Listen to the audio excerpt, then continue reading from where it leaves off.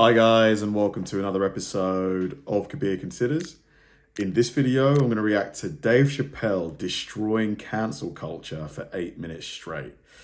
Now, cancel culture, I think it's getting out of control. You know, it feels like these days you can't say anything that goes against kind of the accepted, status quo. You can't go against anything that's PC, especially on a public platform. You're risking your career. Like, don't get me wrong. Obviously, there's certain things. I think most people know where the line is. Like, most people know what lines to cross, like what things are just genuinely distasteful to say. Like, I think most people have that internal sort of compass, but it's getting to the point where now it's like just overly sensitive. Like, we can't just silence everybody who doesn't think the same way we do, because then how do you then broaden your horizons? Because if you make it like life an echo chamber where everybody thinks the same, does the same, that gets rid of so much variety and spice of life. So it's going to be fun to see how Dave Chappelle tackles this, because he's someone with a very public persona. He's got a lot to lose, so it's going to be quite an interesting video. Hey, if you do, hey, if you do anything wrong in your life, and I find out about it, I'm gonna try to take everything away from you. And I don't care when I find out. Could be today, tomorrow, 15, 20 years from now. If I find out, you're fucking finished. Who's that? That's you. That's what the audience sounds like to me. That's why I don't be coming out doing comedy all the time, because y'all niggas is the worst motherfuckers I've ever tried to entertain in my fucking life.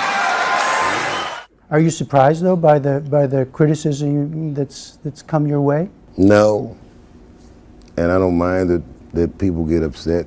Some of this criticism is helpful. Like, I get educated by it. I don't necessarily agree with all of it, but I learn about a lot of things, just from my... I swear to God, this might be the noblest of professions.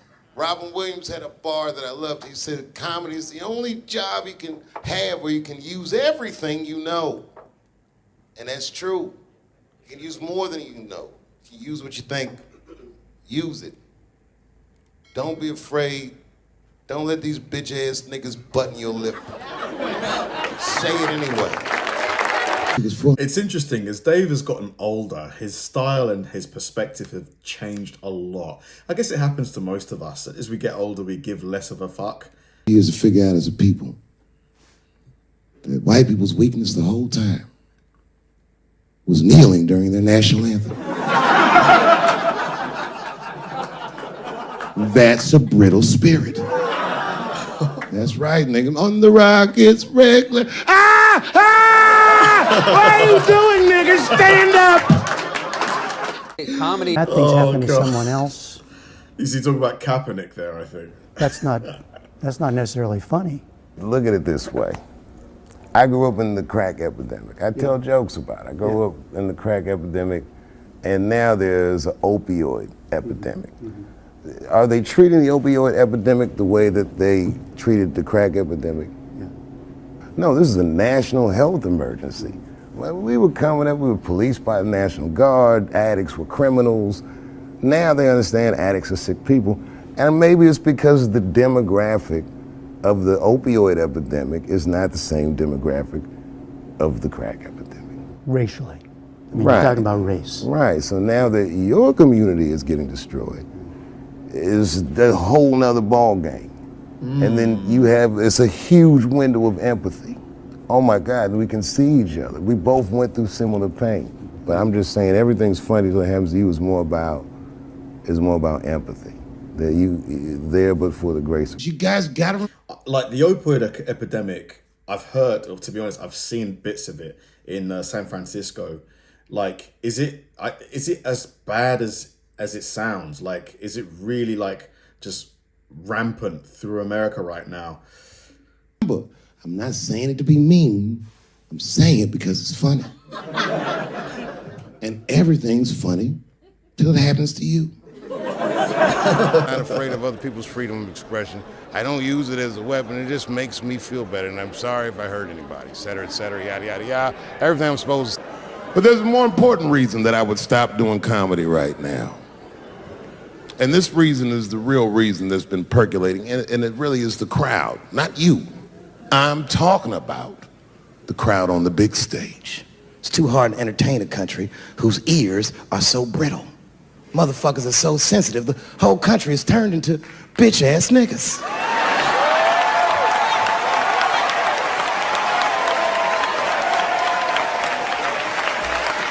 Everything you say upsets somebody. You know, I can remember when it all started. It was when I was doing Chappelle show. When I was doing Chappelle show, I used to do the show, and then on the weekends I do like concerts and shit like that. So I'm doing a concert, and there was a couple in the front row, beautiful couple. The wife was obviously Asian. Oh boy. You could see it in her face. Here we go. Where is this going? I love how the crowd is thinking like, ugh.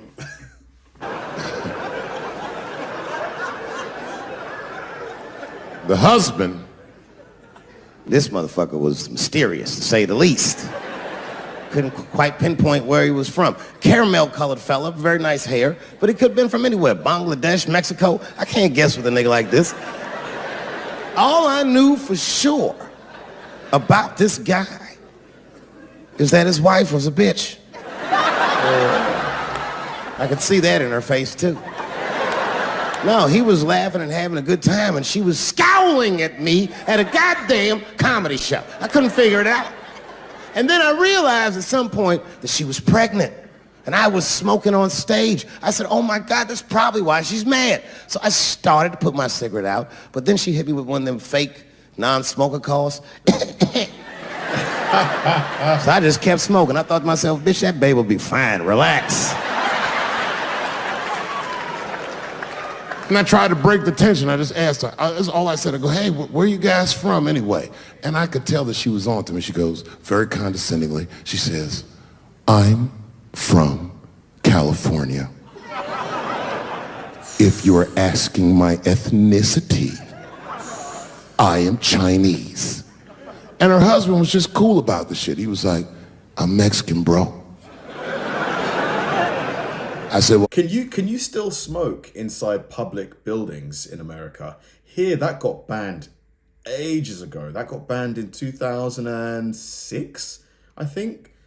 Yeah, that got banned a long, long time ago. I'm sorry if I offended you by asking. But you're a very beautiful couple. And miss, there's no question that you're going to give birth to the hardest working baby this world has ever seen.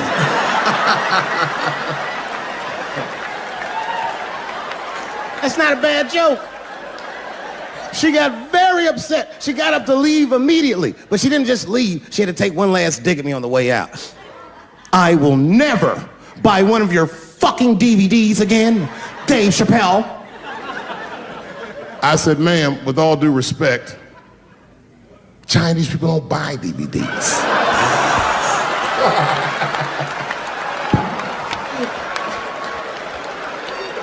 Oh my God. And the crowd went crazy. We were all laughing, having a good time. I didn't even think anything of it. And then just 3 days later, this lady sends a fucking letter to my promoter telling him not to book me for shows anymore. Because I was, quote, racist, and I'm quoting her, insensitive to the nature of my interracial marriage. I was like, word, bitch, I was.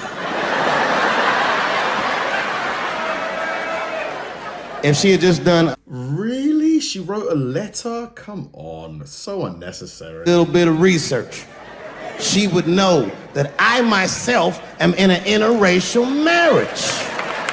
That's right. In fact, my wife is Asian too. Surprise, bitch, I'll see you on Thanksgiving.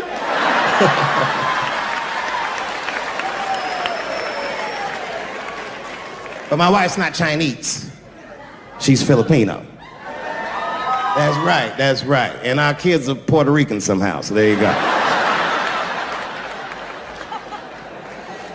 I don't give a fuck about interracial marriage. In fact, you know what? My mother is half white. A lot of people don't know that. Well, all right, you were a little too excited, but okay. A lot of people don't believe me when I say that, but it's true. You can't tell looking at me, but if I grew my hair out, you would think you was at a fucking Cat Williams concert. My shit is beautiful. I wouldn't have guessed that. But motherfuckers are just taking it too far. I don't know why or how everybody got this goddamn sensitive. You know who hates me the most? The transgender community. Oh my God, man! Like that, I have some sympathy for the Chinese lady, the pregnant lady, because obviously, you know, smoking, breathing in secondhand smoke, I guess theoretically is not bad it's not good for the baby. But I mean, if you're far away from the stage and the smoke is going straight up in the air, you're at a comedy show, just go with the vibe, you know, go with the vibe. Yeah, cancel culture is just going too far. It really, really is. And I do think, though, that we're making we're going in a cycle where I think people have recognized it and are now sort of fighting against it. So I do think things are going to get better. Thanks for watching, guys, and I'll see you in the next one.